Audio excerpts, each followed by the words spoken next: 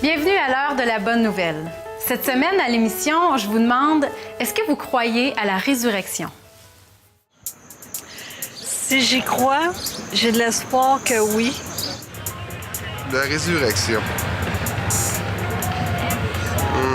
Bon, écoutez, ça fait pas partie de ma réflexion là, quotidienne. Là. Est-ce qu'il y en a qui se... Est-ce que... En tout cas, si ça arrive, on s'en rappelle pas. Ben, j'ai jamais entendu parler de ça avant, fait que je sais pas. Ben, ça, je vais vous dire, la résurrection, la réincarnation, c'est... Moi, ce que je crois, c'est de l'autre côté, mes parents sont décédés, je suis sûr que mes parents vivent de l'autre côté. Ils m'aident en quelque sorte. Je pense que c'est pas vraiment la résurrection physique, mais il y a une sorte de résurrection, une vie après la vie peut-être, qui se manifeste sous une autre forme qu'une vie physique. J'ai été grandement surprise d'entendre dans le Vox Pop une personne qui affirmait n'avoir jamais entendu parler de la résurrection. La réincarnation semble davantage gagner en popularité dans notre société aujourd'hui, mais quoi qu'il en soit, la résurrection demeure au cœur même du message de l'Évangile.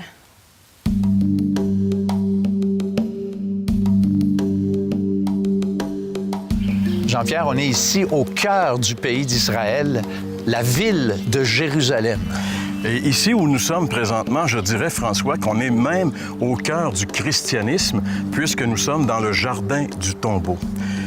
Les Écritures nous disent que lorsque Jésus a été crucifié, immédiatement après sa crucifixion, on a déposé son corps dans un tombeau vide, un tombeau qui n'avait jamais été utilisé et qui était taillé dans le roc. En 1883, le général britannique Charles Gordon a découvert un tombeau près d'une petite montagne ressemblant à un crâne. Depuis lors, cet endroit connu sous le nom du Jardin du tombeau a été identifié par plusieurs comme étant le site de la sépulture du Seigneur Jésus. Toutefois, les fouilles archéologiques ont démontré que ce tombeau faisait partie d'un vaste complexe de tombeaux datant du 7e siècle avant Jésus-Christ. De plus, les plus anciennes traditions dans l'histoire de l'Église situent le tombeau sur le site de l'église du Saint-Sépulcre, construit par Hélène, la mère de Constantin, au 4e siècle après Jésus-Christ.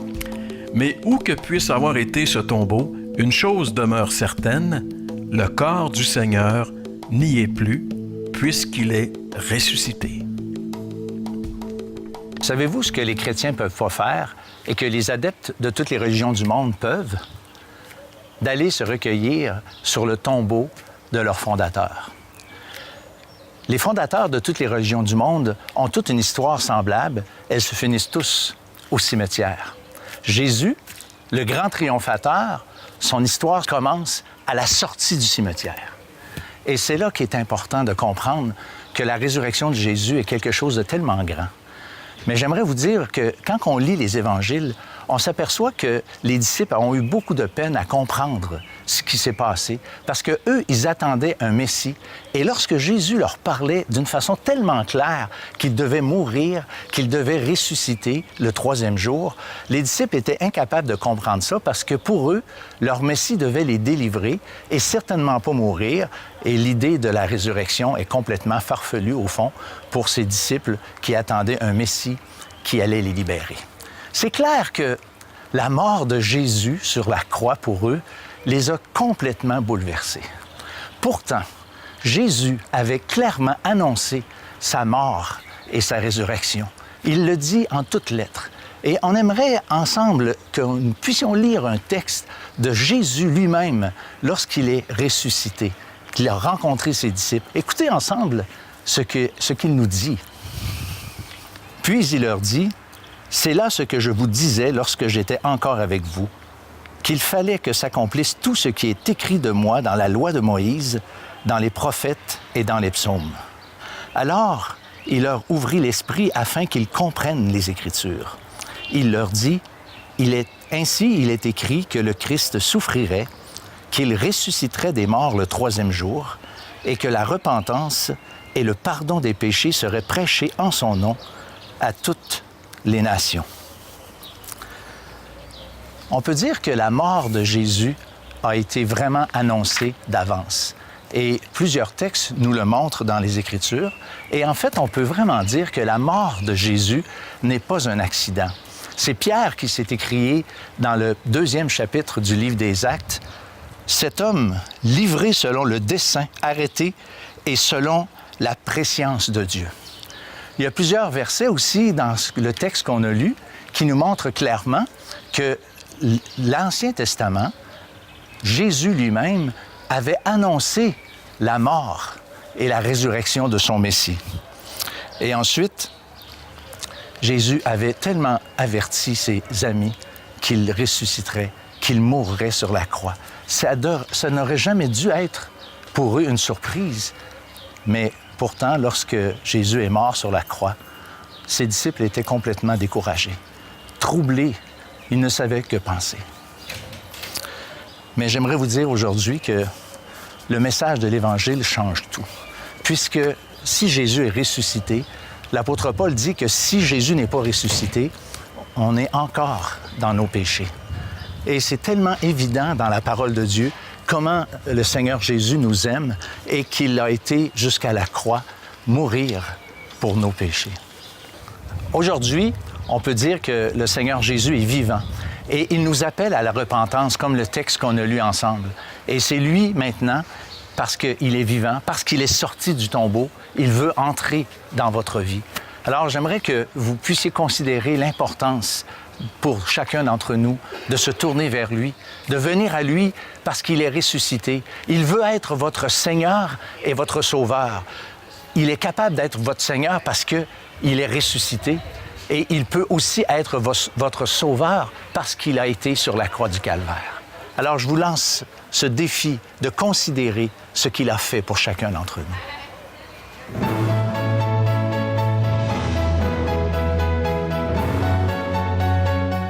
La Bible affirme hors de tout doute que Jésus est sorti victorieux du tombeau, qu'il est vivant, qu'il vit aujourd'hui. Et parce qu'il vit aujourd'hui, il peut avoir un impact incroyable dans votre vie. Il est ressuscité, il est sorti du tombeau pour changer votre vie, pour pardonner vos péchés et vous donner une vie entièrement nouvelle. Mais cela est possible uniquement si vous l'invitez dans votre vie. Pourquoi ne pas le faire maintenant? Pourquoi ne pas lui dire, Seigneur, je reconnais que ce sont mes péchés qui t'ont fait souffrir et mourir sur cette croix. Mais je crois aussi que tu es sorti vivant du tombeau pour me sauver. Je t'invite, viens dans ma vie, prends ma vie et fais de moi celui que tu veux que je sois. Faites cette prière sincèrement maintenant. Parce que Jésus est ressuscité, il est vivant. Il peut et il veut avoir un impact dans votre vie. Pour découvrir davantage ce Jésus ressuscité, je vous encourage fortement à communiquer avec nous et vous pouvez le faire de plusieurs façons. Voici à l'instant nos coordonnées. L'heure de la bonne nouvelle, casier postal 26006, Trois-Rivières, Québec, G8Y 7M1 ou par téléphone au 1-866-509-1319 ou encore par courriel à info@hbn.ca.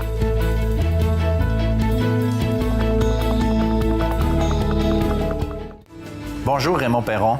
Bonjour François. Bienvenue à l'heure de la bonne nouvelle. Merci pour le privilège d'être ici. On t'écoute, mon cher, parce qu'on veut avoir ton témoignage. Comment te rencontrer Dieu? Droit au but, donc. Bien, écoutez, comme tous les jeunes Québécois de mon âge, parce que j'ai déjà été jeune, croyez-le ou non, j'ai été élevé donc dans la foi catholique, dans une famille catholique. À l'époque, le Québec était dans la tradition judéo-chrétienne. J'ai eu de très, très bons parents qui étaient très, très pratiquants, fortement croyants, une forme de déisme, si on veut. Et Dieu était présent dans la maison chez nous, à tout le moins un Dieu créateur. On opérait avec la lumière qu'on avait. Et à l'époque, bien sûr, le christianisme, c'était un peu partout. Alors, on nous l'enseignait à l'école, on nous catéchisait, on était vraiment conscient que Dieu existait et qu'on aurait un jour des comptes à lui rendre. Alors, c'est le genre d'éducation que j'ai reçu, et ce genre d'éducation-là, bien sûr, vient façonner un peu tes ambitions. Et je n'en manquais pas, mon cher. Lorsqu'on me demandait ce que je voulais faire lorsque je serais grand, je disais, je veux faire un pape. Oh, et ma maman me répondait, si tu fais un bedeau, ça va déjà être beau. Voyez-vous, elle n'avait pas nécessairement discerné la vocation, hein? Alors, on a cheminé, on a grandi là-dedans, et à l'âge de 12 ans, parce qu'à l'époque, le cours classique existait encore, et c'était un prérequis pour les principales vocations, pour les principales professions. Alors, j'ai fréquenté le séminaire Saint-Pédis d'Haute-Rive, on demeurait à ce moment-là à Sept-Îles, et j'étais pensionnaire. J'ai fait une année là, et c'est là précisément où ça a commencé à se détériorer, hein? C'est l'entrée dans un stage de notre existence où on commence un peu à remettre en question les valeurs qu'on a reçues avant, et on commence à se former un peu des gangs. Et là, on s'inter-influence. Ça a commencé à se détériorer un peu. Et une fois l'année terminée, j'ai dit non, je ne veux plus y retourner. Alors bon, j'ai terminé mes études secondaires et je suis devenu annonceur de radio. Bon, c'était clair à l'époque. Les orienteurs nous disaient, vous êtes orienté soit vers ceci ou vers cela. Pour moi, c'était vers le domaine public et la radio m'intéressait beaucoup. Alors, j'ai fait mon cours, donc, à l'Académie nationale des annonceurs de Montréal, de regret et mémoire. Et ensuite, je suis devenu annonceur de radio. J'ai commencé à imaginer à CKCN, à Sept-Îles, j'avais 16 ans.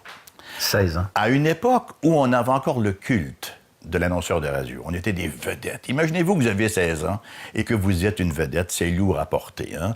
Pas question de porter un chapeau, la tête était beaucoup trop enflée. Alors, on chemine là-dedans et vous savez que la radio, c'est pas tout à fait synonyme d'une cathédrale. Alors, au niveau des mœurs, bon, il y a eu des dérapages majeurs. Et malgré que dans tout cela, étonnamment, j'ai toujours eu la conviction de mon salut. J'étais convaincu d'être sauvé. Vous savez pourquoi? Parce que ce qu'on nous enseignait à l'époque, cette espèce de distinction entre un péché mortel et un péché véniel, faisait très souvent qu'on se reposait sur une fausse espérance. Voyez-vous?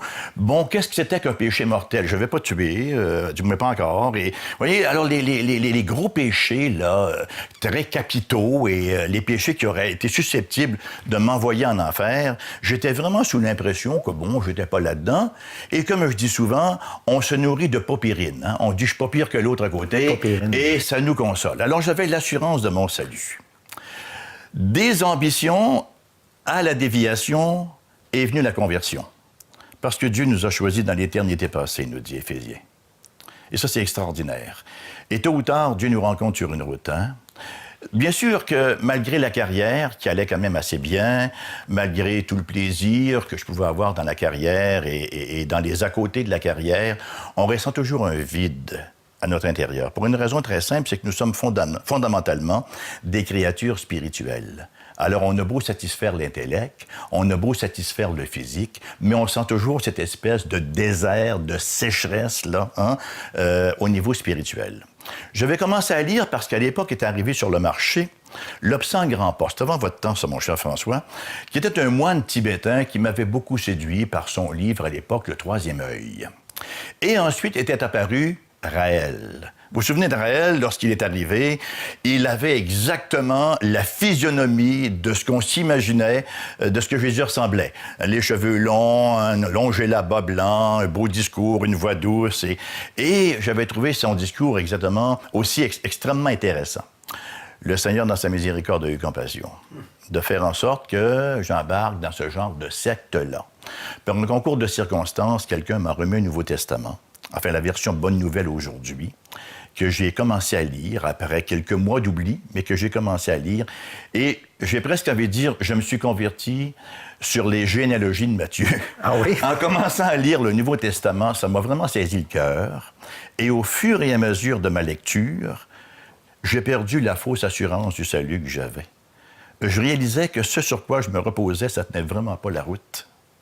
Et au fur et à mesure qu'on lit, bien sûr qu'on découvre qu'il n'y a qu'un seul chemin, qu'il y a une seule façon d'en arriver à Dieu, il y a une seule avenue qui nous assure là d'une espérance certaine, et c'est de se confier en Christ Jésus qui a porté effectivement les péchés de ceux qui se confient en lui.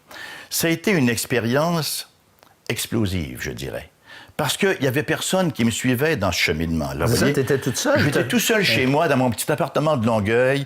J'avais aucune théologie, ou à peu près pas, hein, sinon qu'une connaissance, très, très aléatoire et très vague des grands récits bibliques. Et là, on chemine là-dedans.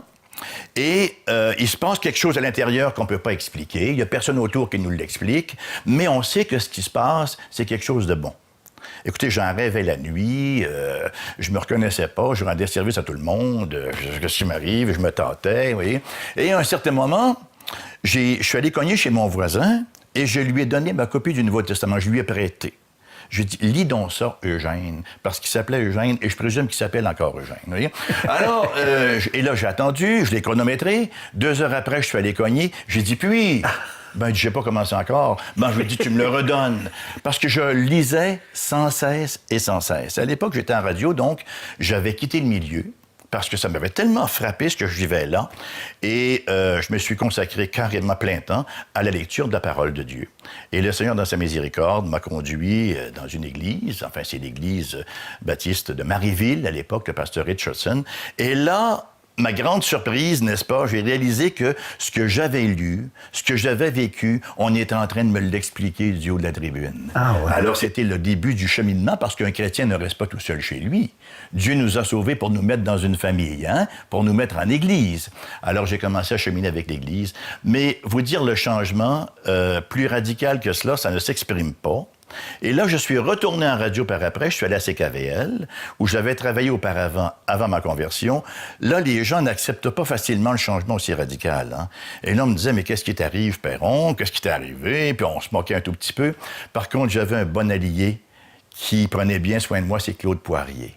Claude et moi, on a développé une très grande amitié. Et Claude disait aux gars, écœurez pas Perron.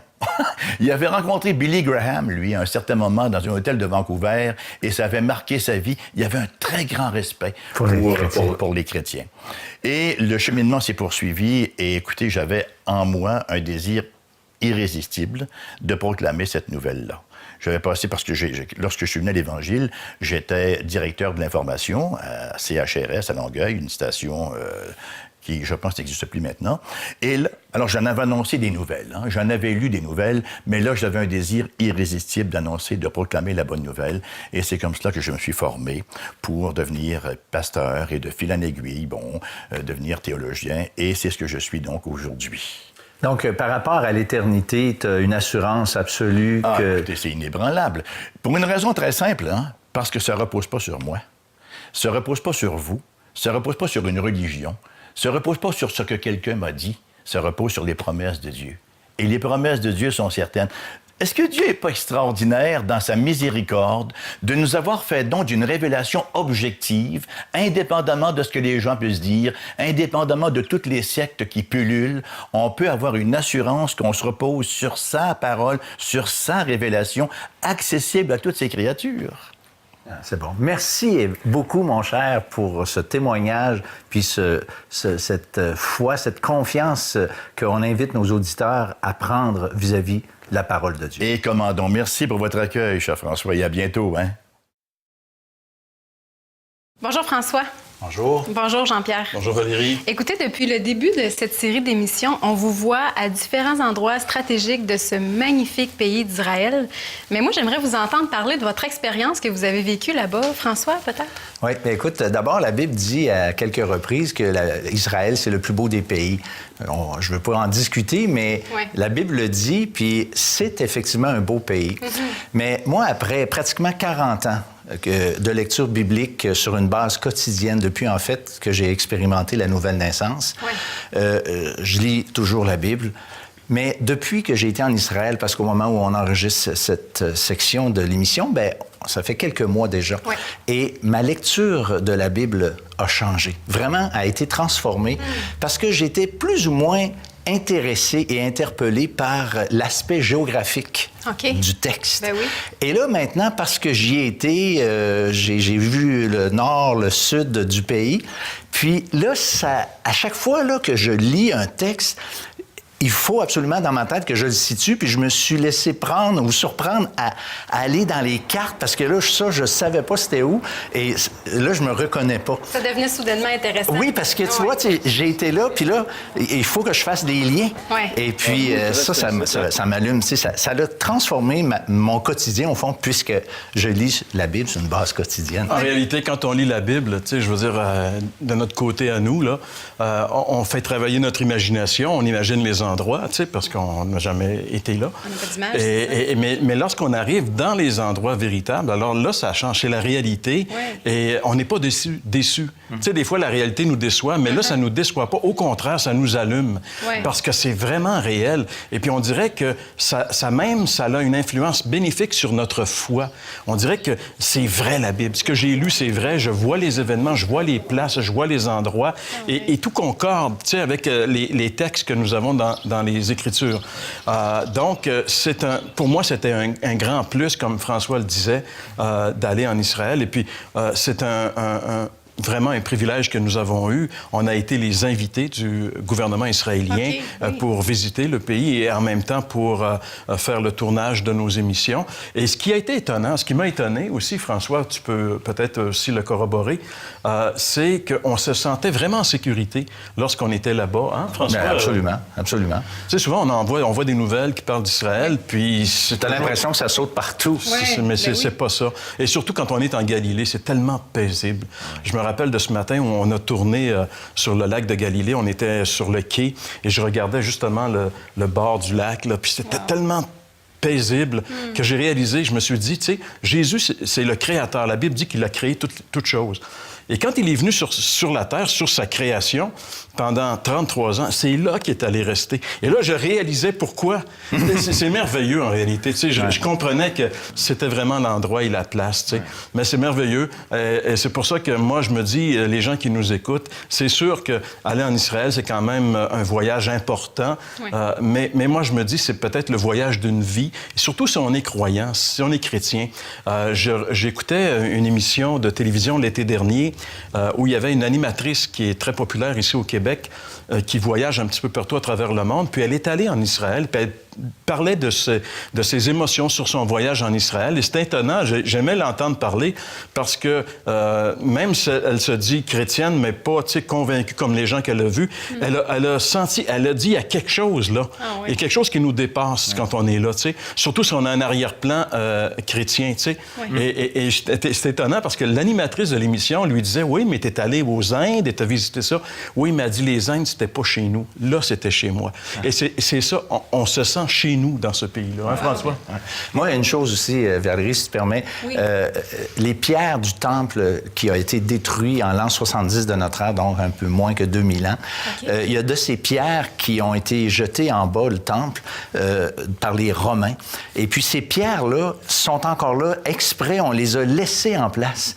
Et là, moi, j'ai vu ça, tu sais, Jean-Pierre aussi, bien sûr, mais moi, ça m'a impressionné, ça, de voir ces pierres qui sont là depuis presque 2000 ans, qui ont tombé suite à la destruction de Jérusalem qui avait été annoncée par le Seigneur Jésus là, de son vivant à cause de l'abandon de leur Dieu.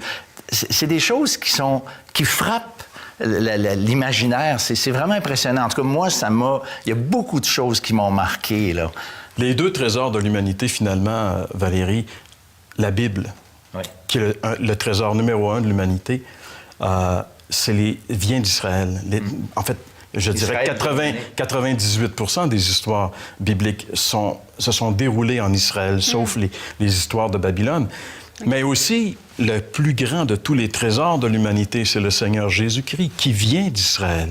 Il vient de là. C'est un Juif, tu sais. Alors, moi, je me dis, tu sais, c'est quand même quelque chose quand on réfléchit à l'existence d'Israël dans le monde présentement, mais aussi pour nous, chrétiens, bien sûr, tout ce qui découle de là. Et comme François le disait, je pense, la lumière nouvelle que ce voyage donne sur la Bible, l'éclairage nouveau, ben, ça vaut vraiment la peine. Et on remercie le Seigneur en particulier, François, parce que ça a été une grande bénédiction pour nous. Ouais. Ah oui, bien écoutez, vous nous avez fait vivre de tellement beaux moments. Toute l'équipe a tourné de tellement belles images. C'est vraiment un privilège de vous accompagner un peu dans ce voyage-là. On aimerait ça que tu viennes, Valérie. Ben oui, une autre fois. En tout cas, ça donne le goût. Ça donne vraiment le goût. Merci beaucoup pour ces bons moments, messieurs. C'est déjà tout pour cette semaine. Je vous remercie d'avoir été des nôtres et je vous dis à la semaine prochaine pour une autre émission de l'heure de la bonne nouvelle. Nous sommes dans le tunnel des Cananéens. Ce tunnel amenait l'eau à la ville de Jérusalem avant que David prenne la ville. Quand David a découvert ce tunnel, il a fait entrer ses hommes et c'est à l'intérieur de ce tunnel qu'il a fait la conquête de la ville de Sion qui va devenir la grande ville de Jérusalem.